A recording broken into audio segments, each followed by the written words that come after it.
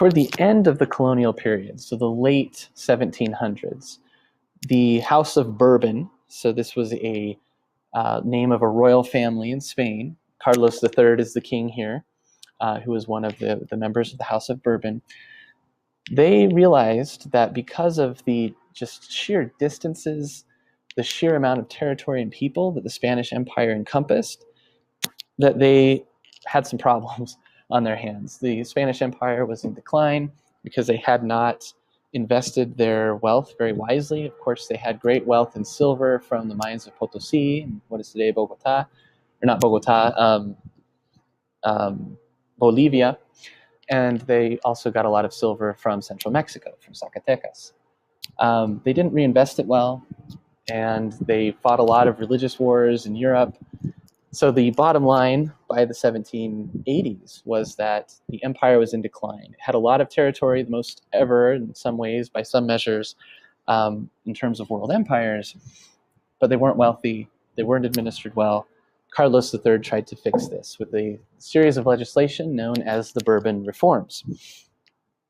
This was a set of laws that attempted to streamline the administration coming out of Madrid, and it also wanted to look at situations specifically on the ground, especially in places in frontier areas like New Mexico or down here in the Rio de la Plata, and create new jurisdictions that would allow tighter Spanish authority and control over the people that lived there, and that would allow the empire to turn a profit again, at the expense of the colonies usually.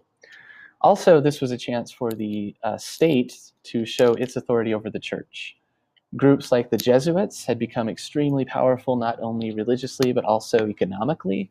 This was especially the case in the Rio de la Plata region, where they had missions among the Guarani. They sometimes rivaled the plantations of Spanish encomenderos. Those were people that had those encomienda grants or haciendas. So as part of that, in 1767, Carlos ordered the expulsion of the Jesuits from every place in the Spanish Empire. Again, just to show the authority of the state over the church. And I mention all of these different things because although they seemed to work in many respects, they did start to help the empire once again extract resources from the colonies and turn a profit. They also created a lot of animosities and problems at the same time. A lot of people didn't like that the Jesuits were taken out of their communities. Also, there were a group of people in the Americas who were called criollos.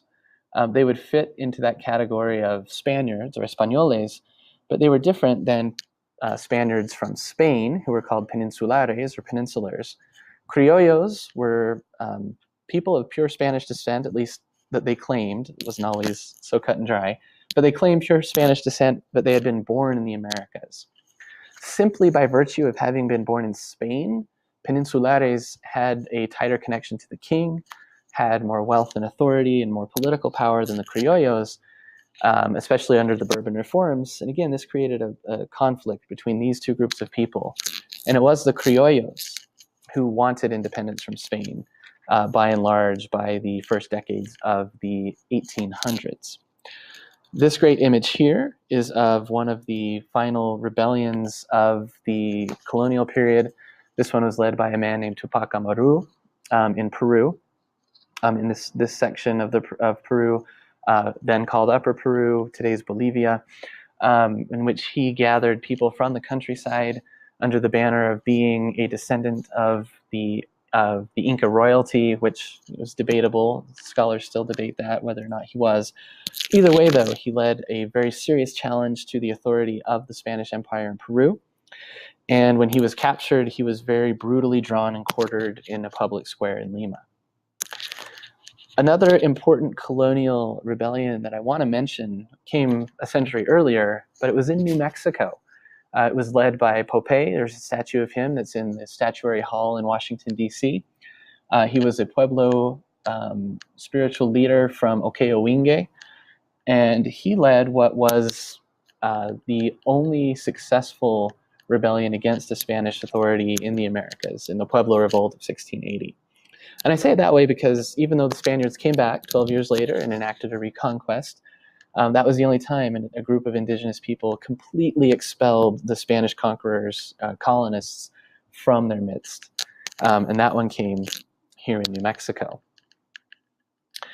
We also need to think about this guy, Napoleon Bonaparte. In 1808, he conquered Spain. He was going to try to do the same in Portugal, and he actually did, but the Portuguese royal family, with the help of the British, fled from Lisbon and went to reside in Rio de Janeiro in Brazil. So they went from the mother country, from Portugal, over to the colony, while Napoleon was in power for not even quite a decade. It was 1808 to about 1814 when he was defeated. That was important, though, because he dethroned this guy. This was the Spanish king Fernando VII, or Ferdinand VII, sometimes anglicized. And he took him away from power. This gave the criollos in Spain, and also, well, not in Spain, I shouldn't say it that way, but it gave the criollos in the Americas an opportunity to use their positions in local governments, in these local government councils called cabildos, to begin the process toward independence. In Spain, there were local government groups called the Cortes in various towns and cities that vowed to rule in the name of Fernando until he came back to power. So they saw Napoleon's rule. He put his brother on the throne. They saw that as the rule of a usurper, and they worked hard to resist the French imposition as they saw it. Throughout the Americas, people did the same, and they took their cues from what was going on in Spain. In Spain, in the city of Cadiz, which is a coastal city, a constitution was drafted in 1812. This was, for the 19th century, a very liberal constitution, meaning it was kind of drafted similarly to the Constitution of the United States. It guaranteed individual liberties and freedoms, freedom of the press, not freedom of religion necessarily in Spain, but freedom to assemble. It also proposed that when the king came back, he would be a constitutional monarch, meaning he would no longer have absolute power, but he would have to rule by the law that was established in that document. These were major changes that were happening while he was not in power in those years between 1808 and 1814. In the Americas, then, people in places like Buenos Aires, specifically, but also up here in Caracas, where one of the most famous independence leaders, Simón Bolívar, comes from. They were of Criollo background, so they were these people who were kind of upset that they had been displaced by the Spanish Peninsulares. They started out by taking local power, claiming we're ruling in the name of the king until he's back. However, only within a few years, they began fighting against the Spanish themselves and declaring open independence for their various regions. From Buenos Aires in Argentina, Juan de San Martin, led forces in a famous march across the Andes into Chile, where he defeated Spanish troops there and liberated Chile, depending on your perspective, or subjected it to independence. And then he moved up north through Peru. He had to fight hard to take control of Peru, because in Peru, very few people were open to independence. And we'll talk more about that in a second. In Quito, in what is, say, Ecuador, he met up with Bolívar, who had been leading a charge from Caracas. And the two men met behind closed doors. This painting shows their meeting, although there's no record of what they said to each other. Whatever they did say in that meeting in 1823, San Martin left after that. He turned the whole independence effort over to Bolívar, and he went into retirement back in Argentina. And I think he actually ended up in Europe before he died. So again, it's one of those curious things about Latin American history. But you can see the dates here, by the 1820s and 1830, all of these various areas had declared their independence from Spain and had it recognized by Spain.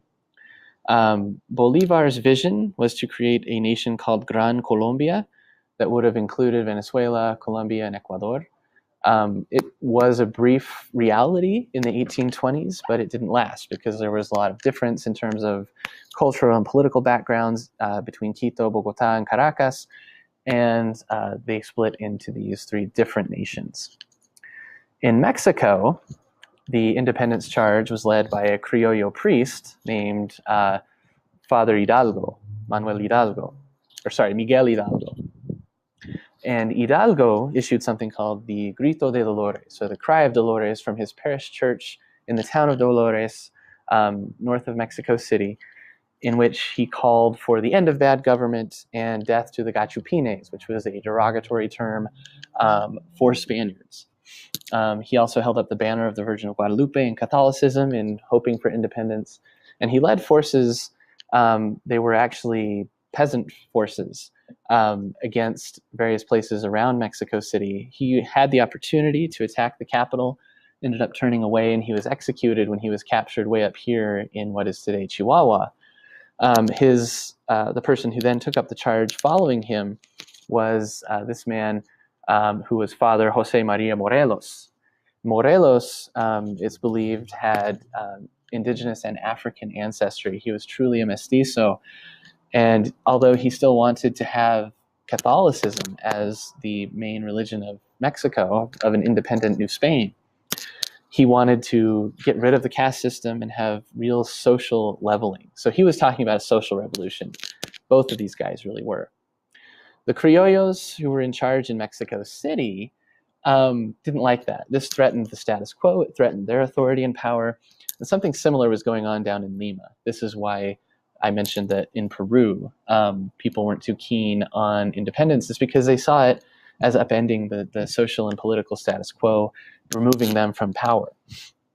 When independence did actually come to Peru and Mexico, it was a much more conservative effort. In 1820, the King of Spain, Fernando, decided that he would accept the Constitution of Cadiz, and he would be a constitutional monarch. From the perspective of Mexico City and Quito, in Lima, that meant that all of the liberal reforms that they were afraid of, all the social changes that they were afraid of, might just come down the pipeline from Madrid. So they declared independence to prevent that from happening.